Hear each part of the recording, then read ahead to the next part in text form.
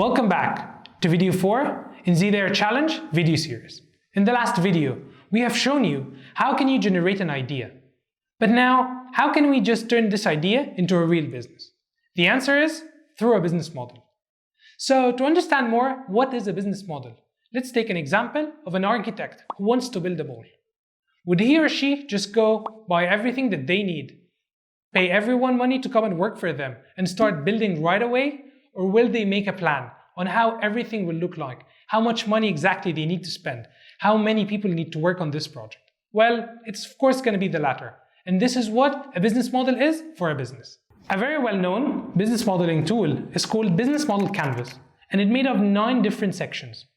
If you successfully have been able to fill in these sections, you will be able to somehow bring your business to life.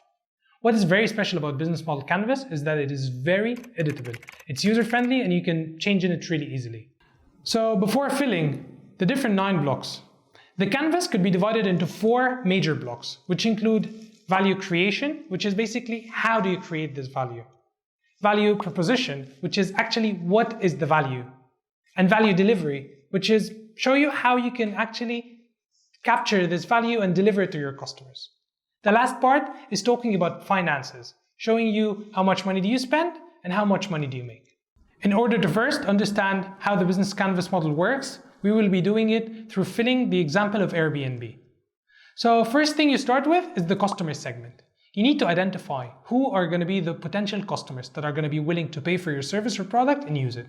In Airbnb's case, Airbnb is a multi-sided platform, which means it serves more than one customer segment. So on one side, they give apartments for travelers who are seeking nice apartments on a low budget while traveling and seeking more like cultural activities.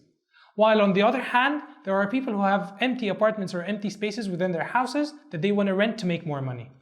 So the next thing you need to work on is actually identifying the value proposition that you are going to be offering your customers. So the value proposition is the bundle of activities or offerings that you're going to be giving your paying customers. In Airbnb's case, their value proposition is basically offering budget accommodation for travelers at any place in the world. And on the other hand, for people who are renting their apartments, they can literally make money while doing nothing. So now that we know which customer segment we're targeting and what is the value proposition we're offering, it is time to identify the channels that we're going to be targeting them through. In Airbnb's case, there are so many different channels for different purposes. So for instance, they use Facebook, YouTube and other platforms to promote and raise awareness about their offering for travelers. And on the other hand, they use their own platform for the people who are offering their apartments or their places for stay to showcase how their places look like and give a chance for other people to book it through the platform. So now, as we're done with the 3 previous stages, which were identifying the customer segment, creating the value proposition, and seeing how are we going to deliver it, it's time to talk about the customer relationship management. It is very important to build a relationship with your customers. In Airbnb's case, there are different types of relationships. It varies from automated relationship, long-term, short-term, and many others. At the end of the day, Airbnbs connect with their travelers and people who are renting their places in different ways, like messaging them, giving them updates about what are the new offerings, making them aware of any changes about their trips, or any other things related to their services or businesses. After being done with the customer-related part, it's time to move to the backend. How actually this works? So to start with, we'll be starting with the key resources. So key resources are the resources that we need to make sure that our value proposition is delivered. There are so many different kinds of resources that you might need, as patents, maybe human resources, developers if you're developing an application, or workers if you're creating a product. So there are different kinds of resources that you might need when doing your business. In Airbnb's case, their resources vary from their brand, their buildings, people renting, the apartments, some cash, and many other things. Now, let's talk about key activities. Key activities are a set of actions that are taken to deliver the value propositions. There are so many different key activities that you can be doing that differs from one business to another. For instance, if you're producing a product, the production is a key activity.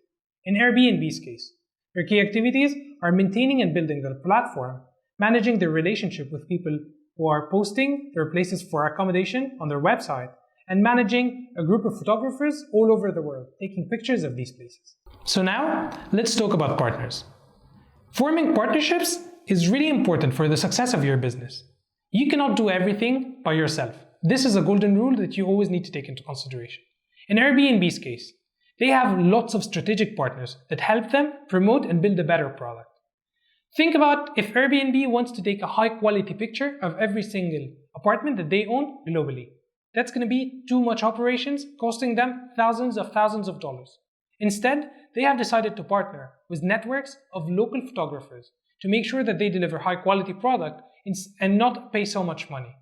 On the other hand, Airbnb has other list of partners like Sequoia Ventures and Y Combinators, which already invested in the company. And finally, they have partners that help them receive online payments like PayPal and Western Union. So now, let's talk about finances.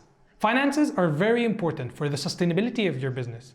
Think about it. It would be very sad after all of this hustle, Airbnb is not sustainable to continue operating.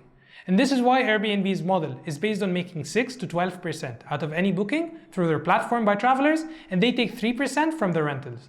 Also, in order to expand and be able to offer more things, Airbnb is increasing their offerings to make more money and hence sustain more and be able to offer new products. So, second part of finance is understanding how much money you're spending. So now we understand how much money we're making. What about our costs? So you need to calculate your costs very well because you need to make sure that you're balancing what you're spending and what you're making. In Airbnb's case, there are so many different structures of cost, including paying photographers that are partnered with them, maintaining and developing their platform, paying for human resources, people that are working with them, and paying for different partners like PayPal for helping them do the online transactions. So make sure to calculate and identify all the different costs that your business will have. And this was a quick wrap of the Business Model Canvas. Business Model Canvas is a tool that you definitely need to use. It might take you some time, but it's definitely worth investing in. Because think about it, after finishing this Business Model Canvas, you would already have an idea what exactly every part of your business is and how it's going to be working. So get ready with your Business Model Canvas and see you at the next video.